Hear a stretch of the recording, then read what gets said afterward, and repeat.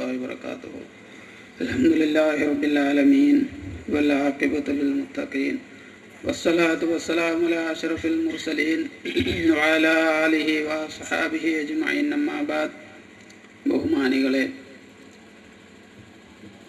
അല്ലാഹു സുബ്ഹാനഹു തആല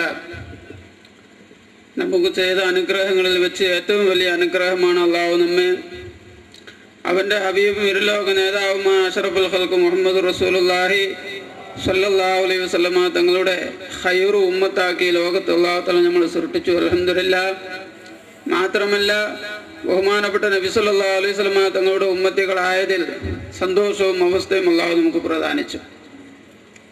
ഈ ഫിത്നകളും ഫസാദുകളും നിറഞ്ഞ ഈ കാലഘട്ടത്തിൽ ശരിയായ ഒരു സിൽസിലയിൽ വന്ന് ഹസനിയും ഹുസൈനിയുമായ ഖാദിരി ചിശ്തി തരീഖത്തിന്റെ ഒരു കാമിലും മുറബിയുമായ ഷെയ്ഖുമായുള്ള ബന്ധം അള്ളാഹു നമുക്ക് അനുഗ്രഹിച്ചു. അൽഹംദുലില്ലാഹ്. ഇത് ഈ കാലഘട്ടത്തിലെ ഏറ്റവും വലിയ അനുഗ്രഹമാണ്. ബഹുമാനികളെ, ബഹുമാനപ്പെട്ട കൂട്ടായ ഖാദി അബ്ദുള്ള കുട്ടി മുസ്ലിയാർ നഫറുല്ലാഹു മർക്കദു മഹാനവറുകളുടെ അവരെ അനുസ്മരിക്കുന്ന സന്ദർഭത്തിൽ അവരുടെ ജീവിതത്തിൽ ഒരുപാട് കാര്യങ്ങൾ ഈ നാട്ടിലെയും പൊതുവെ മുസ്ലിം സമുദായത്തിന് പിൻപറ്റാനുണ്ട്.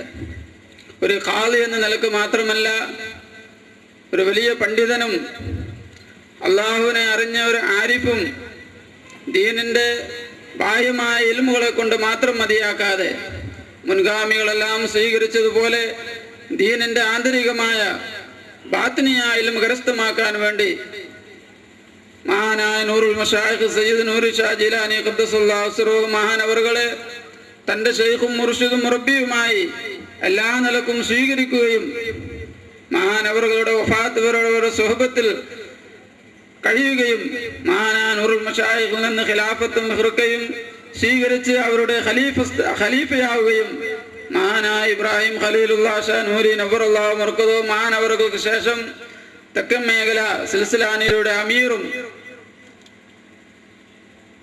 ഷെയ്ഖുനായുടെ സ്ഥാനത്തിരുന്ന് പ്രവർത്തിക്കുന്ന ഖുത്ബുൽ മശായിഖ് ആരിഫുദ്ദീൻ ജീലാനി തഫ്വലല്ലാഹു അംറഹു മഹാനവറുകളുടെ ശിക്ഷണത്തിൽ തൻ്റെ മരണം വരെ ജീവിച്ച് നമുക്ക് മാതൃകയായിട്ടുണ്ട് ബഹുമാനപ്പെട്ട ഖാദി.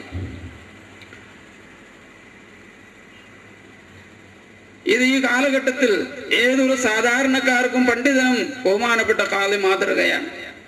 ദീനിന്റെ ബാഹ്യം മാത്രം പോരാ, ദീനിന്റെ ആന്തരികം അതും നമുക്ക് വളരെ നിർബന്ധമാണ്.